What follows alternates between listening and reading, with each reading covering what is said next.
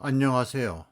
강신우의 교회음악 강해를 맡아 진행하는 강신우입니다. 쉬어가며 듣는 이야기 6번째 시간으로 1번 바하 합창단과 1번 럭비입니다. 이번 이야기는 음악이 아닌 럭비 이야기로 시작하려 합니다. 이 지구상에서 신체 접촉이 가장 극심한 구기 운동은 럭비입니다. 미국의 인기 스포츠로 격렬한 몸싸움을 벌이는 미식 축구와 아이스하키마저 럭비에는 미치지 못합니다. 이들은 다른 운동과 달리 전혀 몸을 보호하는 장비 없이 오직 저지와 팬티뿐입니다. 내가 살고 있는 뉴질랜드는 500만의 적은 인구이나 세계 최강의 럭비팀을 가진 나라입니다. 세계 어느 나라도 럭비에 관한 한 뉴질랜드를 능가하는 팀이 없을 지경입니다. 럭비의 종주국인 영국은 물론 어느 나라도 뉴질랜드 럭비 대표팀인 올블랙을 이기는 것은 어려울 뿐 아니라 한 번도 이겨보지 못한 팀이 여러 나라들이 있습니다. 얼마 전 아일랜드 국가대표팀이 100년 만에 처음 올블랙 팀을 이기고 황소 같은 선수들이 눈물을 흘리는 모습을 본 적이 있습니다. 뉴질랜드를 상징하는 색이 검정이어서 이들이 검정색 유니폼을 입어 올블랙이라 불리우며 온주민 마오리 전사들이 전쟁에 나가기 전에 추는 춤인 하카를 경기 전에 연출하여 더 유명하기도 합니다. 럭비 선수들의 구성이 매우 흥미롭습니다. 8명의 수비 선수들 가운데 3명은 키가 그리 크지 않은 뚱뚱한 체구에 목이 짧은 선수들로 체중이 120kg을 훌쩍 넘는 선수들입니다. 내 기억에 150kg의 선수를 본 적이 있습니다. 다른 2명은 2m가 넘는 장신 선수들로 공중볼을 잡는 역할을 합니다. 나머지 3명의 수비 선수들은 1m 90cm가 넘는 키에 우람한 체구의 선수들입니다. 공격 선수 7명 가운데 1m 70cm대의 선수는 아주 적은 수이고 대부분의 장신과 우람한 체구의 날렵한 선수들입니다. 이러한 이유에서 아세아 국가들은 국제 럭비 경기 대회에 출전은 꿈도 꾸지 못합니다. 아세아인들에 비해 그들의 체격과 체력에서 큰 차이가 나기 때문입니다. 그러나 일본의 국가대표 럭비팀은 국제 대회에 출전하는 것은 물론 런던에서 있었던 럭비 월드컵 대회에서 가장 강한 체력을 가진 세계 2위 팀인 남아프리카 공화국 팀을 격파하는 쾌거를 이루었습니다. 한국에서 럭비는 점점 그 기억이 흐릿해지고 있습니다. 연고대를 비롯한 몇 개 대학과 사관학교 팀이 전부입니다. 유일했던 삼성의 실업팀마저 럭비 애호가인 이건희 회장이 쓰러지고 나서 해체되어 그 실체가 사라진 것입니다. 일본에서 럭비는 인기 종목으로 꽤 많은 직업팀들이 있습니다. 의외로 이 격렬한 스포츠인 럭비를 일본인들은 즐기는 것입니다. 일본 럭비팀들과 대표팀을 보면 매우 흥미가 있습니다.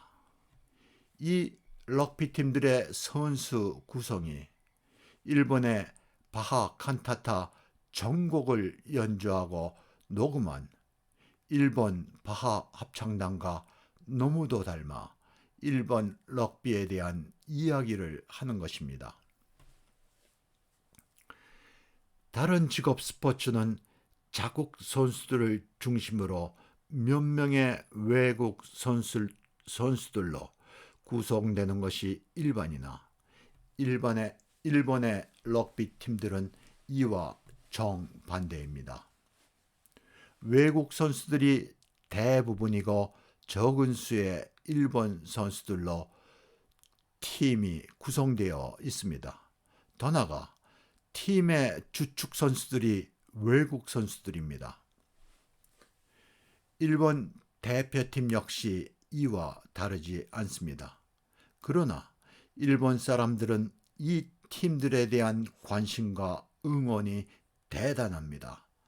이들 외국인 코치와 선수들 가운데 뉴질랜드와 호주 그리고 남태평양 섬 원주민 선수들이 대부분으로 그 구성에서 일본 팀이라 말하기 어려울 지경입니다.